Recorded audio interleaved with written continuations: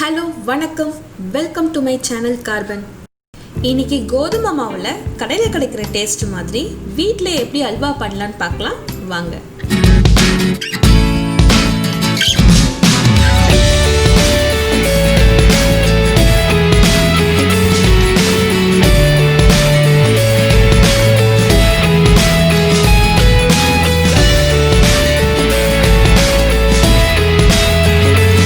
ஒரு பெரிய மிக்சிங் பவுல்ல 2 கப் அளவு கோதுமை மாவு எடுத்திருக்கேன். இதுல 1 கப் தண்ணி ஆட் பண்ணிட்டு சப்பாத்திக்கெல்லாம் மாவு பிசைற மாதிரி நல்லா ஸ்டிஃபா பிசைஞ்சு எடுத்துக்கலாம். இந்த மாதிரி நல்லா ஸ்டிஃபா பிசைஞ்சு எடுத்ததுக்கு அப்புறம் இதுல 1 லிட்டர் போல தண்ணி ஆட் பண்ணிக்கலாம். தண்ணி ஆட் பண்ணதுக்கு அப்புறமா இதை மினிமம் ஒரு 5 மணி நேரம் நல்லா ஊற வைக்கணும். அப்பதான் இதுல இருந்து நல்லா பால் கிடைக்கும் நம்மளுக்கு. 5 மணி நேரத்துக்கு அப்புறம் பாத்தீங்கன்னா அந்த மாவு நல்லா தண்ணியில ஊறி உங்களுக்கு பேஸ்ட் மாதிரி இருக்கும். அது நல்லா கையில பிசைஞ்சு நம்ம பால் எடுக்கணும். அதிக நேரம் தண்ணியில ஊற வைக்கும் போது உங்களுக்கு மாவு பிசைறதுக்கு ரொம்ப ஈஸியா இருக்கும். ஸ்டார்டிங்ல பிசையும் போது உங்களுக்கு லைட்டா தான் பால் கிடைக்கும். ஃபுல் மாவு பிசைஞ்சு எடுத்ததுக்கு அப்புறம் தான் உங்களுக்கு திக்கான பால் கிடைக்கும். மாவு கம்ப்ளீட்டா கரைஞ்சதுக்கு அப்புறம் இந்த மாதிரி கடைசியில உங்களுக்கு தெரியும். இது நம்மளால தண்ணியில கரைக்க முடியாது. இந்த மாதிரி இருந்துச்சுன்னா அல்வா சரியா வராது. அதனால நம்ம வடிகட்டி எடுத்துக்கலாம். நம்ம வடிகட்டுறதுக்கு வீட்ல இருக்க டீ கிளாஸ் அப்படி இல்லைன்னா இந்த மாதிரி ஒரு நீட்டான பாத்திரம் எடுத்துக்கலாம். ஒரு மெலிசான காட்டன் துணி அப்படி இல்லைன்னா இந்த மாதிரி ஒரு வடிகட்டி வச்சு நம்ம எடுத்து வச்சிருந்த பாலை எந்த ஒரு கட்டியும் இல்லாம வடிகட்டி எடுத்துக்கலாம்.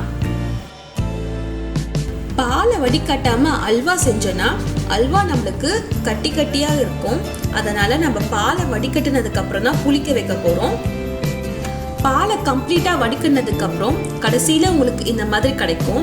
நம்ம இதை யூஸ் பண்ண வேணாம், தூக்கி போட்டுடலாம். நம்ம எடுத்து வச்சிருந்த திக்கான பாலை 5 மணி நேரம் ரூம் டெம்பரேச்சர்ல புளிக்க வைக்க போறோம். 5 மணி நேரத்துக்கு அப்புறம் பாத்தீங்கன்னா திக்கான பால்லாம் கீழே செட்டில் ஆகிருக்கும். புளிச்ச தண்ணி எல்லாம் மேல இருக்கும். நம்ம கீழே உள்ள திக்கான பாலை மட்டும் தான் யூஸ் பண்ண போறோம். மேல உள்ள புளிச்ச தண்ணியை வடிகட்டி எடுத்துக்கலாம். ரொம்ப கேர்ஃபுல்லா வடிகட்டணும். ஏன்னா கீழே இருக்க பாலெல்லாம் மேல இருக்க புளிச்ச தண்ணியில மிக்ஸ் ஆகி அதுவும் சேர்ந்து விழுறதுக்கு வாய்ப்பு இருக்கு. அதனால ரொம்ப ஸ்லோவாவே வடிகட்டணும். ஃபுல்லா வடிகட்டியாச்சு. நம்ம இந்த திக்கான பாலை மட்டும் தான் யூஸ் பண்ண போறோம். இந்த புளிச்ச தண்ணியை தூக்கி போட்டுடலாம். 1 கப் பாலுக்கு நம்ம 3 கப் தண்ணி ஆட் பண்ணிக்கணும். இந்த மாதிரி புளிச்சு வச்ச தண்ணியை எடுத்துட்டு புது தண்ணியை ஆட் பண்ணும் போது அந்த அல்வால புளிச்ச ஸ்மெல்லே வராது. 2 கப் கோதுமைக்கு 4.5 கப் சர்க்கரை தேவைப்படும். அதுல இருந்து 1/2 கப் தனியா எடுத்து வச்சுக்கலாம். ஒரு திக்கான பேன்ல நம்ம எடுத்து வச்சிருந்த பாலை ஆட் பண்ணிக்கலாம்.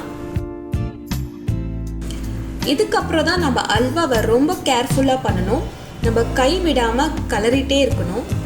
இந்த ஸ்டேஜ்ல நீங்க கலராம விட்டுட்டீங்கன்னா அந்த பாலெல்லாம் கட்டி கட்டியா ஆயிடும். அல்வா உங்களுக்கு சரியா வராது. அதனால கண்டினியூஸா 5 மினிட்ஸ் போல ஹை ஃப்ளேம்ல வச்சு கலரிட்டே இருக்கணும். ஒரு 5 மினிட்ஸ்க்கு அப்புறம் பாத்தீங்கன்னா பாலெல்லாம் திக்காக ஆரம்பிக்கும். இந்த ஸ்டேஜ்ல நம்ம லோ ஃப்ளேமுக்கு குறைச்சிக்கலாம். அப்படி இல்லைன்னா சீக்கிரமா அடி பிடிச்சிடும். ஒரு 15 மினிட்ஸ்க்கு அப்புறம் பாத்தீங்கன்னா திக் பேஸ்ட் மாதிரி ஆயிடும். இந்த ஸ்டேஜ்லயும் லோ ஃப்ளேம்ல கை விடாம கலரிட்டே இருக்கணும்.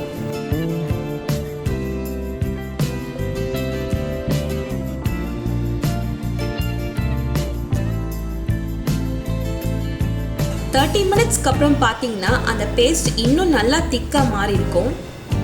நான் கண்டினியூஸாக கலர்னால எனக்கு எதுவுமே அடி பிடிக்காம வந்திருக்கு. இந்த ஸ்டேஜில் நம்ம சர்க்கரையை கேரமலைஸ் பண்ணிக்கலாம். ஒரு பேன்ல 1 டேபிள் ஸ்பூன் அளவுக்கு தண்ணி, 1/2 கப் அளவு சர்க்கரை ரெண்டையும் ஆட் பண்ணிட்டு நல்லா மிக்ஸ் பண்ணிக்கலாம். அந்த சர்க்கரை கரையிற வரைக்கும். இந்த சுகர் கேரமலைஸ் பண்ணும்போது ரொம்ப கேர்ஃபுல்லாக பண்ணணும். அல்வாக்கு கலர் கொடுக்க தான் இந்த மாதிரி சுகரை நம்ம கேரமலைஸ் பண்ணுறோம். அதனால் நம்மளுக்கு லைட் ப்ரௌன் அளவுக்கு கேரமலைஸ் பண்ணால் போதும். சர்க்கரை நல்லா கரைஞ்சதுக்கப்புறம் இந்த மாதிரி பபிள்ஸ் வரும். இந்த ஸ்டேஜுக்கு அப்புறம் தான் உங்களுக்கு கலர் சேஞ்ச் ஆகும். இந்த ஸ்டேஜ்லேருந்து ஒரு 2 minutes குக் பண்ணால் போதும். அதுக்கு மேலே நீங்கள் குக் பண்ணிங்கன்னா அந்த சுகர் கசக்க ஆரம்பிக்கும். அதுக்கப்புறம் அந்த அல்வா ஃபுல்லாகவே அந்த கசப்பு தன்மை இருக்கும். இந்த அளவுக்கு நீங்கள் கேரமலைஸ் பண்ணால் போதும். ஸ்டவ்வை ஆஃப் பண்ணிடலாம். 45 minutesக்கு அப்புறம் பார்த்தீங்கன்னா அல்வா நல்லா கெட்டியாயிருக்கு. இந்த ஸ்டேஜில் நம்ம சுகர் ஆட் பண்ணிக்கலாம். 4 கப் சுகரை ஆட் பண்ணிவிட்டு நம்ம நல்லா கலந்து விட்டுக்கலாம். சுகர் கம்ப்ளீட்டாக கரைஞ்சதுக்கப்புறம் அதில் இருக்க தண்ணியெல்லாம் ரிலீஸ் ஆகி அல்வா லூஸ் ஆக ஆரம்பிக்கும். இந்த ஸ்டேஜ் வரைக்குமே நான் குக் பண்ணுற டைம் மட்டும் 45 minutes ஆயிடுச்சு. இந்த சுகர் எல்லாம் கம்ப்ளீட்டாக கரைஞ்சதுக்கப்புறம் நம்ம ஆல்ரெடி கேரமலைஸ் பண்ணி வச்சிருந்த சுகரை இப்போ ஆட் பண்ணிக்கலாம். நம்ம கேரமலைஸ் பண்ணி வச்சிருந்த சுகரை கொஞ்சம் கொஞ்சமாக ஆட் பண்ணி கலந்து விட்டுக்கிட்டே இருக்கலாம். ஃபுல்லாக ஆட் பண்ணிட்டீங்கன்னா கட்டி கட்டியாக ஆகிடும் அல்வா எல்லாம். ஆட் பண்ணதுக்கப்புறம் பார்த்தீங்கன்னா அல்வாவோட கலரே சேஞ்ச் ஆகிடுச்சு. நம்ம எந்த ஒரு ஃபுட் கலரும் ஆட் பண்ணாமல் அந்த அல்வாவோட கலரை கொண்டு வந்துட்டோம். இதுக்கப்புறம் ஒரு 50 to 20 minutes ஆகும் அந்த அல்வா வந்து திக்காகிறதுக்கு. அது வரைக்கும் கைவிடாமல் கலந்துக்கிட்டே தான் இருக்கணும். நம்ம சுகர் ஆட் பண்ணதுக்கப்புறம் ஒரு 30 minutes போல் பார்த்தீங்கன்னா அல்வா எல்லாம் நல்லா திக்காயிடுச்சு. நம்ம கரண்டி எடுத்து அல்வாவை ஊற்றும் போது ரிப்பன் மாதிரி நல்லா ஃப்ளோ ஆகணும். இந்த ஸ்டேஜுக்கு அப்புறம் தான் நம்ம நெய் ஆட் பண்ண போகிறோம். ஒரு டேபிள் ஸ்பூனாக நம்ம நெய் ஆட் பண்ண போகிறோம்.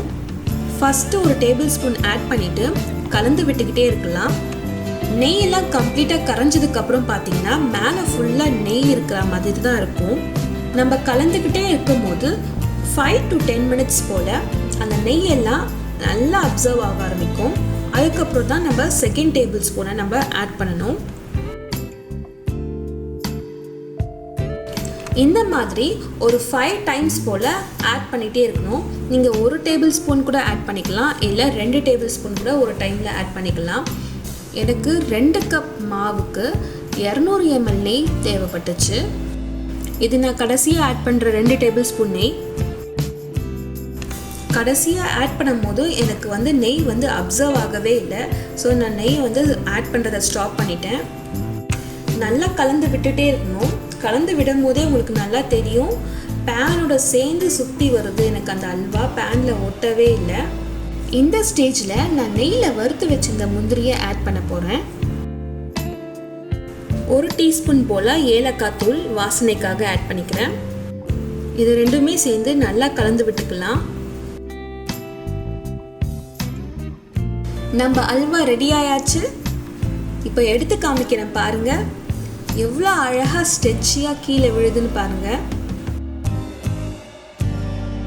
இந்த ரெசிபி நீங்கள் வீட்டில் ட்ரை பண்ணி பார்த்துட்டு எப்படி இருந்ததுன்னு எனக்கு கமெண்ட் பண்ணுங்கள். அண்ட் இந்த வீடியோ உங்களுக்கு பிடிச்சிருந்தா லைக் பண்ணுங்கள், ஷேர் பண்ணுங்கள், மறக்காமல் சப்ஸ்கிரைப் பண்ணிடுங்க. Share food, spread love. Thanks for வாட்சிங்.